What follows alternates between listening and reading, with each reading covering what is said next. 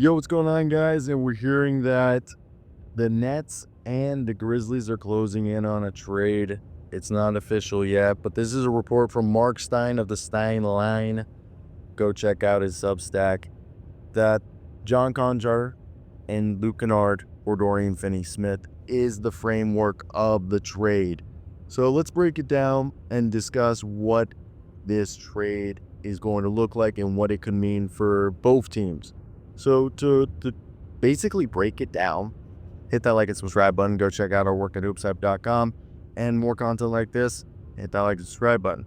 The Memphis Grizzlies and the Brooklyn Nets are actively discussing a trade involving Dorian Finney-Smith for John Konchar, Luke Kennard, potentially heading to Brooklyn.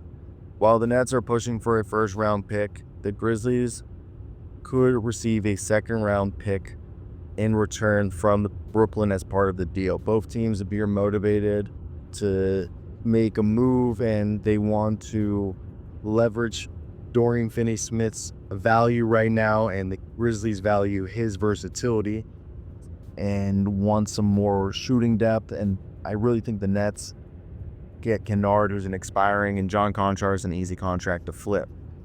So Dorian Finney-Smith this year for the Nets, he's been a really solid player, a guy who's shooting like 40% from threes, about 10 points, 5 rebounds. He can guard 1 through 4. He'll be able to shoot from 3 from 40% as a marksman any given night. And I think that's going to add a significant value to the Grizzlies roster, especially from the perimeter, with a combination of now G.G. Jackson once he's healthy, Santi Aldama, Dorian Finney-Smith, Desmond Bane, Ja Morant, Jake LaRavia, obviously Jaren Jackson Jr., Scottie Pippen, Vince Williams, all are going to make a really good, formidable squad. And having Finney-Smith on this team is really going to finally give them a guy. And this Marcus Smart's still there, but I think at this point Dorian Finney-Smith can guard more positions and be the guy reliably on the floor to guard everybody that they thought Smart was going to be. But even if Smart's hard, Smart can guard the backcourt, and the wings can be guarded by Dorian. And he has a player option, so there's a chance he stays, or they can establish a good relationship that he goes into free agency and re-signs to a decent deal. And with the Grizzlies this season being 22-10, they boast a 10.3 net rating. They're a team that ranks second in points per game at 124, and the rebounds are 48.5. So I think 48.5 rebounds, a team almost 50, is an absolute astronomical number. Like, they are grabbing boards. Jaren Jackson Jr. is also having the best offensive year of his career while still being the defensive guy he is, and he's also rebounding better than he has in year past.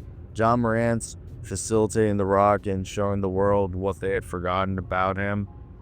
This is a really fun team. While Santi Aldama is putting up numbers to be most improved player of the year, I've been beating the Santi Aldama drum for months now, or really years, saying that he's a guy that every time they give him an opportunity, he'll scale up, and he's showing that he will scale up when given the opportunity, and he's doing a good job of it. And I really do think if they don't pay him, he's a guy who could get poached and could be a breakout player for another team. So that's just a little tidbit or a little thought on my side. But either way, this is a team that ranks 20th in turnovers.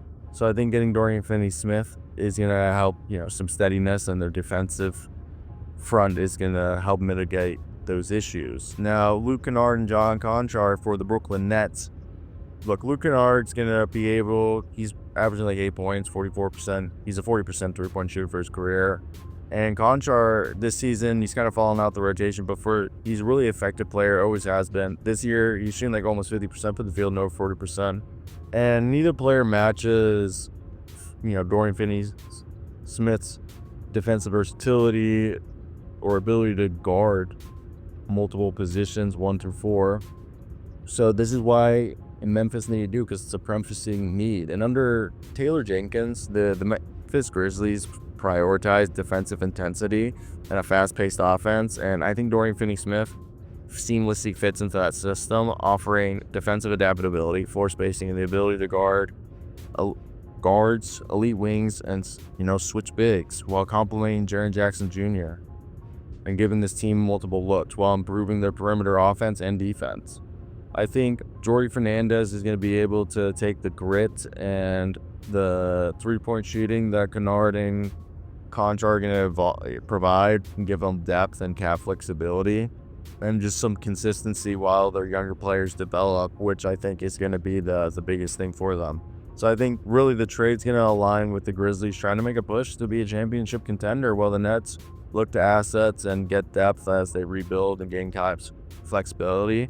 So I think Memphis having a guy who's going to help them and they'll benefit from DFS's defensive ability and efficient three-point shooting, while Brooklyn gains some flexible cap flexibility next year, while rotational players who could get flipped and potential draft capital. So it seems if both sides agree on this deal, it's going to be big.